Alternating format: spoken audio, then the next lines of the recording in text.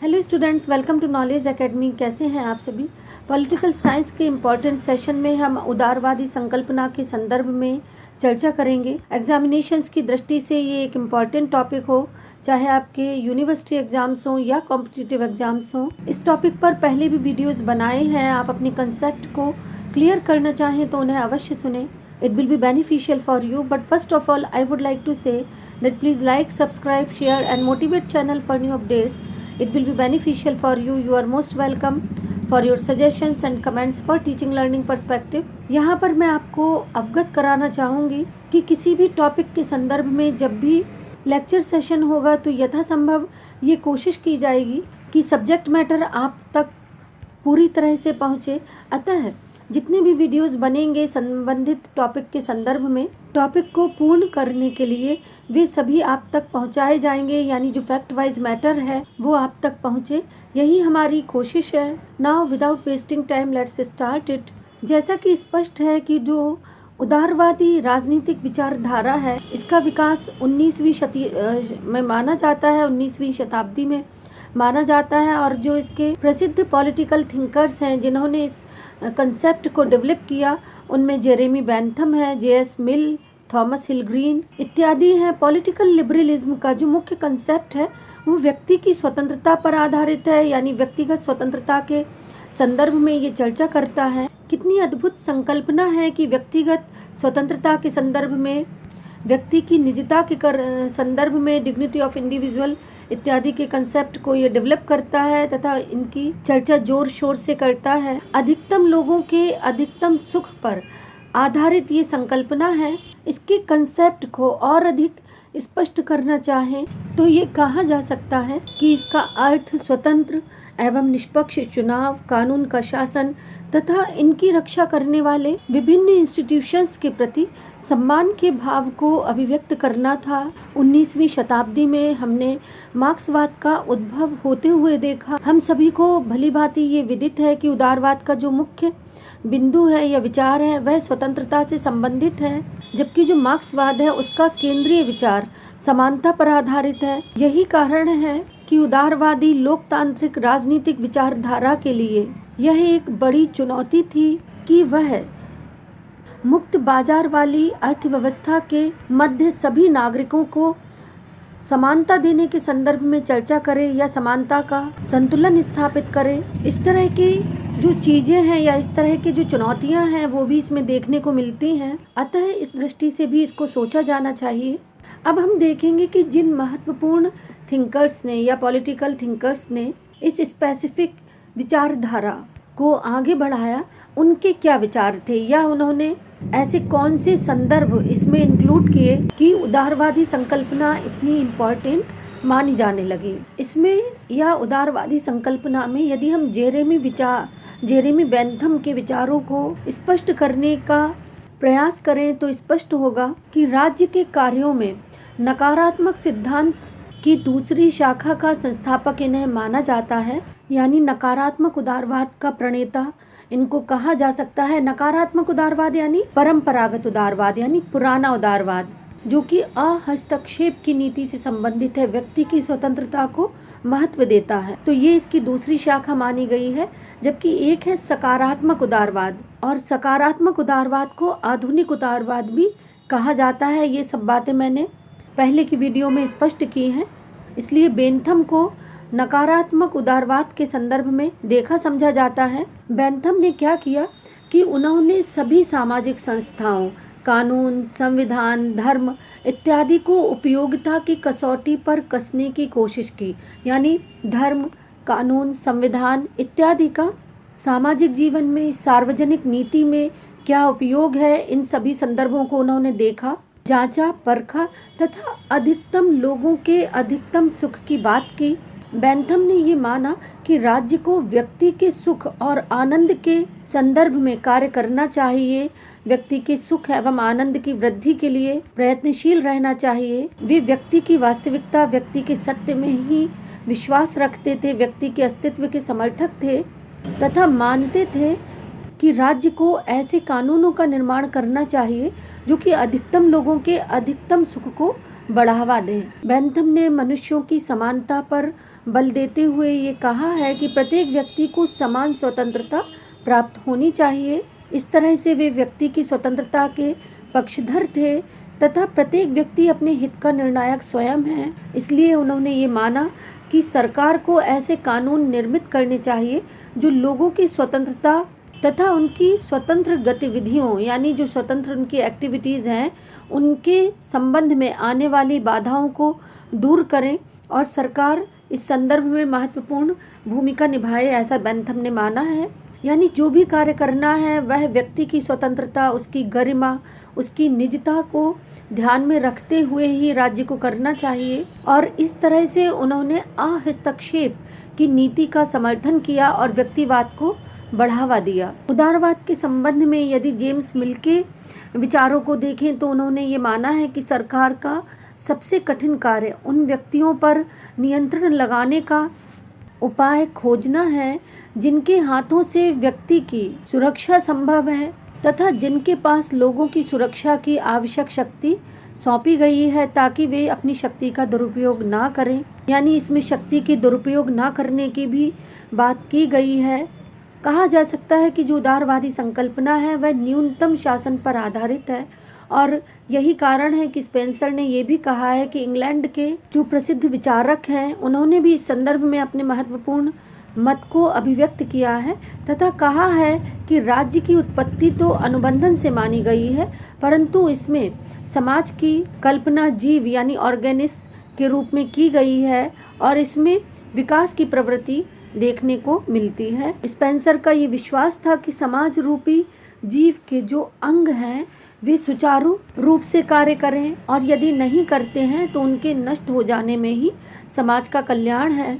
Spencer ने अपने मत को अभिव्यक्त करने के लिए डार्विनवाद को आधार बनाया और डार्विन के विचारों को माना। स्पेंसर ने ये कहा कि इसमें न्यूनतम शासन के सिद्धांत को अपनाया जाना चाहिए तथा डार्विन के मूल मंत्र जीवन संघर्ष में योग्यतम की विजय के आधार पर प्रगति का अर्थ इस तरह से डिफाइन किया गया कि जीवन संघर्ष में जो लोग पिछड़ जाते हैं उन्हें अस्तित्व में रहने का अधिकार नहीं है। इस तरह से चीज़ों को एक्सप्लेन किया गया। स्पेंसर ने डार्विन के विकासवाद को मिल के यानी जेएस मिल के व्यक्तिवाद से जोड़ने का प्रयास किया लेकिन इसके जो परिणाम हैं वे इतने सार्थक नहीं आए या ये कहें कि बहुत अधिक घातक सिद्ध हुए।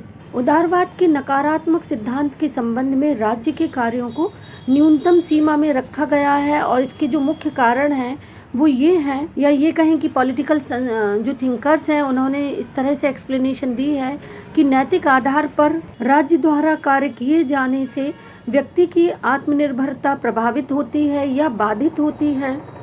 इसलिए आवश्यक है कि व्यक्ति के व्यक्तित्व के विकास को आवश्यक माना जाए और उसे स्वतंत्रता प्रदान की जाए यानी राज्य हस्तक्षेप ना करे। कुल मिलाकर सार ये है। आर्थिक आधार पर ये तर्क दिया जाता है कि व्यक्ति अपने हितों को भली भांति समझता है, वह अपने हितों का सर्वोत्तम निर्णायक है यानी व्यक्ति सक्षम है कि वह अपने हितों के संदर्भ में सर्वोत्तम निर्णय ले सके। यही कारण है कि उसे अकेला छोड़ देने की बात कही गई है, let him be live alone, और लासाफेयर की नीति भी अपनाई गई है इसी के संदर्भ में। वैज्ञानिक आधार पर यदि साइंटिफिक वे में देखें तो वैज्ञानिक आधार पर भी सर्वाइवल ऑफ द फिटेस्ट की चर्चा की गई है और जीवन संघर्ष में योग्यतम की विजय की जो अवधारणा है उसको वरीयता दी गई है, उसको स्थान दिया गया है। नकारात्मक उदारवादी ये मानते हैं कि समाज का हित वास्तव में व्यक्ति की स्वतंत्रता का पालन करने में ही निहित है।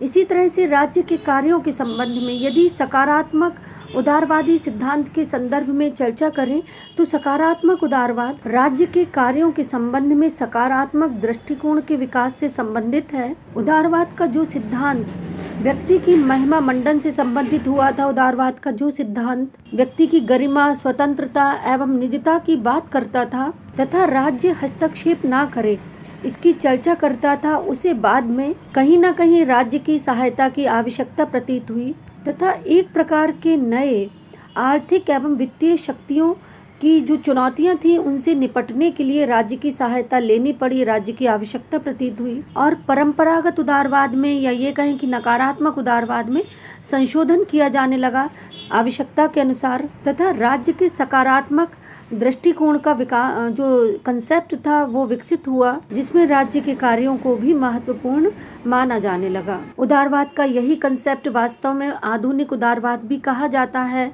और इस संकल्पना के जो पक्षधर थे या इस कंसेप्ट को जिन्होंने डेवलप किया उनमें J.S. मिल है, T.H. ग्रीन तथा लास्की परिलक्षित होते हैं।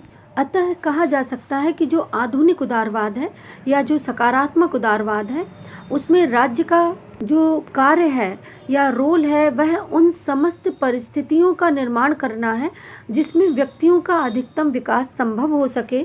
इस पॉलिटिकल कंसेप्ट को डेवलप करने में T.H. Green, D.G.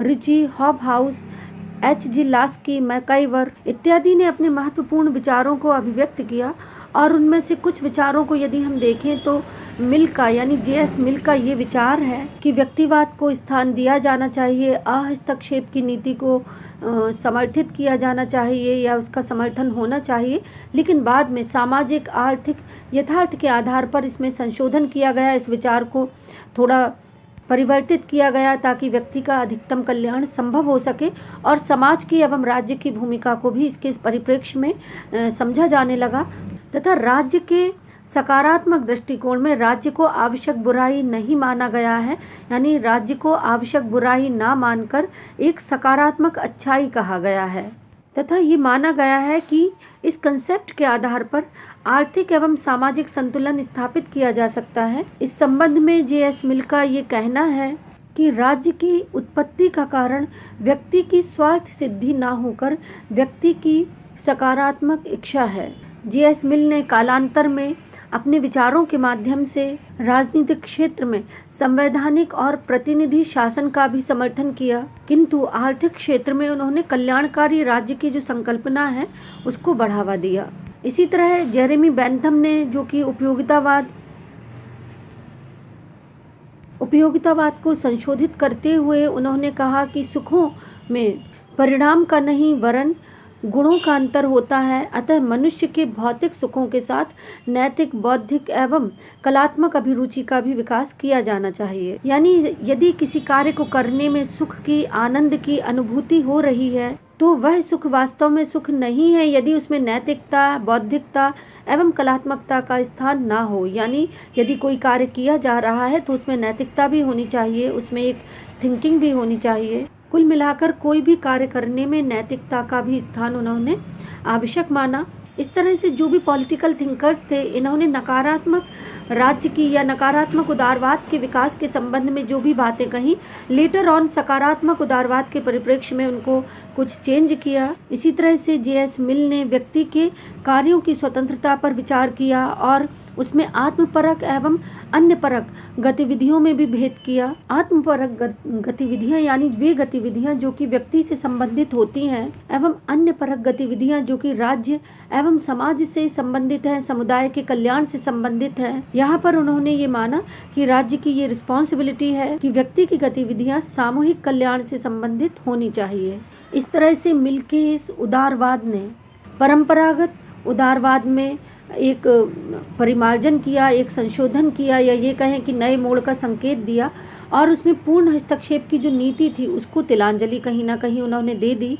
मिल ने अपनी कृति, अपनी रचना प्रिंसिपल ऑफ पॉलिटिकल इकोनॉमी में संपत्ति के अधिकार को भी सीमित करने की वकालत की तथा न्यू संपत्ति के अधिकार में उन्होंने ये माना कि चूंकि भूमि किसी मनुष्य ने नहीं बनाई है इसलिए greatest happiness of the greatest number का जो सिद्धांत है उसको संशोधित किया गया। इस तरह से अलग अलग पॉलिटिकल थिंकर्स ने राज्य एवं व्यक्ति के संदर्भ में अलग अलग विचारों को व्यक्त किया तथा उदारवाद का जो कंसेप्ट है वो लेटर ऑन सकारात्मक उदारवाद या आधुनिक उदारवाद या ये कहें कि कल्याणकारी जो संकल्पना है राज्य की उसकी ओर बढ़ता चला गया।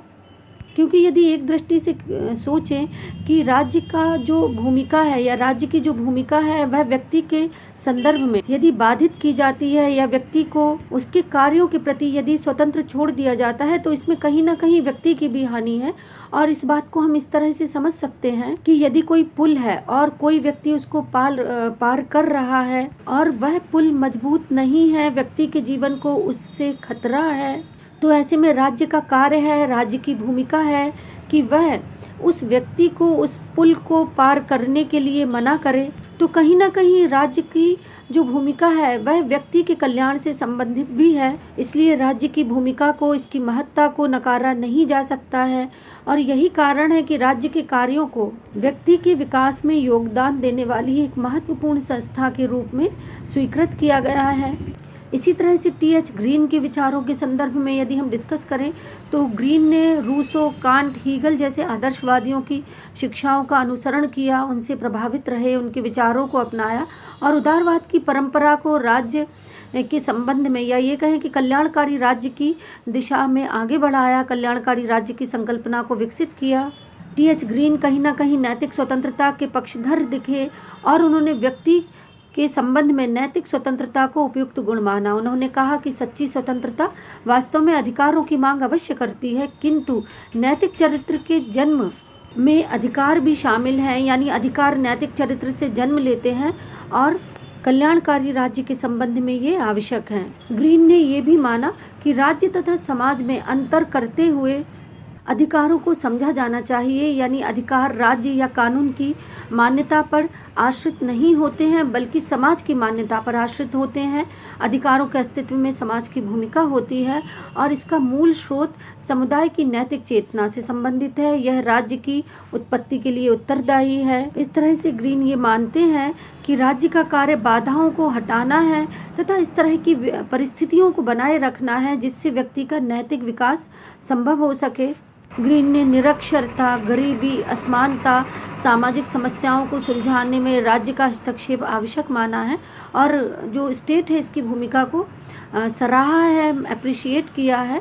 ग्रीन ने संपत्ति के अधिकार का भी समर्थन किया क्योंकि संपत्ति सामाजिक हित को बढ़ावा देती है, परंतु संपत्ति की जो विषमता है, उसकी दुविधा है, उसके संबंध में ग्रीन कहीं ना कहीं चिंतित दिखे तथा वे भूमि के स्वामित्व को ठीक नहीं मानते थे क्योंकि इससे कहीं ना कहीं विषमता की स्थिति उत्पन्न होती है। इसी तरह से उदारवाद के संबंध में हॉब्स हाउस के विचारों की चर्चा करें तो हॉब्स हाउस ने उदारवाद और समाजवाद के संयोग को आगे बढ़ाया और ये माना कि स्वतंत्रता का अर्थ वास्तव में प्रतिबंधों का अभाव है, किंतु कहीं ना कहीं उन्होंने स्वतंत्रता की जो सकारात्मक संकल्पना थी उसको डिफाइन किया और ये कहा कि स्वतंत्रता की आधारशिला सामाजिक बंधन को समझने में है या सामाजिक बंधन की आध्यात्मिक प्रकृति को समझने में है। इसमें उन्होंने सभी के हित की यानी सर्वजन हिताय की बात कही कि वास्तविक स्वतंत्रता सामाजिक हित से संबंधित होनी चाहिए, सामाजिक बंधन की प्रकृति को आध्यात्मिक परिदृश्य में समझी जानी चाहिए, सभी के कल्याण की इसमें बात होनी चाहिए। आदर्शवादियों की तरह हॉब्स हाउस भी ये मानते थे कि वास्तव में सर्वजन हिताय, सबके हित का आधार ही व्यक्ति का हित है। यदि सभी का हित होगा तभी उसमें व्यक्ति का हित सन्निहित है। हॉब्स हाउस ने राज्य के 2 कार्य माने और कहा कि ऐसी परिस्थिति पैदा करना जिसमें मन एवं चरित्र भली भांति विकसित हो सके तथा अधिक से अधिक सेवाओं के या जो विभिन्न प्रकार की सेवाएं हैं समाज के संबंध में उनके अवसर प्राप्त हों। राज्य का ये उत्तरदायित्व है कि इस तरह की परिस्थितियां पैदा की जाएं कि नागरिक स्वयं नागरिक कुशलता को प्राप्त कर सकें। स्वतंत्रता का जो क्षेत्र है वह भी विस्तृत होना चाहिए, संकुचित नहीं होना चाहिए। इस तरह से कहीं ना कहीं इन्होंने आदर्शवादी विचारों को उदारवाद में जोड़ा। उदारवादी संकल्पना के संबंध में यदि लास्की के विचारों की चर्चा करें तो लास्की ने 20वीं शताब्दी के प्रारंभ में उदारवादी सिद्धांत को विकसित किया। लास्की ने मानवता के उत्थान के लिए साम्यवादी मार्ग का समर्थन किया, यानी इसमें उन्होंने माना कि मजदूरों की एकता पर बल दिया जाना चाहिए जिससे कि राज्य का जो कल्याणकारी कंसेप्ट है, राज्य के कल्याणकारी कार्यों की जो संकल्पना है उसको विकसित किया जा सके। लास्की ने ये माना कि समस्या ये नहीं है कि हस्तक्षेप वांछनीय है, यह भी नहीं है कि कल्याण कैसे हो, बल्कि इसके विपरीत यह अनिवार्य है। यह समस्या ये है कि इस हस्तक्षेप के माध्यम से समाज के अधिकतम लोगों का अधिकतम कल्याण या लाभ कैसे संभव हो। कुल मिलाकर लास्की जो महोदय हैं या लास्की हैं, उन्होंने राज्य के हस्तक्षेप को महत्वपूर्ण माना है तथा वाणिज्य, रेल, यातायात, बैंकिंग, प्रसारण सेवा इत्यादि जो विभिन्न क्षेत्र हैं उसमें राज्य की भूमिका को स्वीकृत किया है, न्याय संगत माना है तथा सामाजिक हित की दृष्टि से भी महत्वपूर्ण माना है। आई होप आपका कंसेप्ट क्लियर हुआ होगा। That's all for today. Please take care of your self.